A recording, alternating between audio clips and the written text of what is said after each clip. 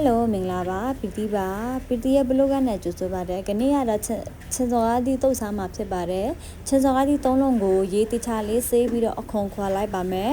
အခွန်ခွာပြီးတော့အဲ့ဒါကိုပုတ်တာတွေအကုန်ထုတ်ပြီးတော့အဲ့ဒါတခြားလေးပပလေးလီးပါမယ်လီးတဲ့ချင်းစနေတုံးနဲ့ဒါကိုဓာတ်သုံးပြီးတော့လီးမှာဖြစ်ပါတယ်เนาะအဲ့ဒါတခြားလေးလီးပြီးတော့ရင်ပကံတစ်ခုမှာထပ်ထားပါမယ်ပကံတစ်ခုမှာထပ်ပြီးတော့ရေတစ်ခေါက်နောက်တစ်ခေါက်ပြန်ဆေးပါမယ်ရေဆေးပြီးတော့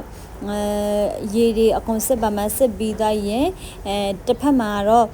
ငရုတ်ဒီ9တောက်လောက်ကိုထောင်းပါမယ်တခြားလေးထောင်းပါမယ်ထောင်းပြီးတော့ရင်မဆလာထပ်ပြီးတော့ပြန်ထောင်းပါမယ်စားအနှဲငယ်လည်းထပ်ပါစားလည်းထပ်ပါမယ်ခင်းချမောအနှဲငယ်လည်းထပ်ပါမယ်အဲ့ဒါကိုတခြားလေး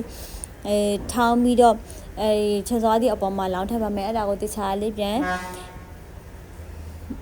တုတ်လိုက်ပါမယ်တုတ်တဲ့ချိန်ရေအနှဲငါထပ်ပြီးတော့တုံးမှာဖြစ်ပါတယ်တခြားလေးတုတ်ပြီးသွားရင်ကဲ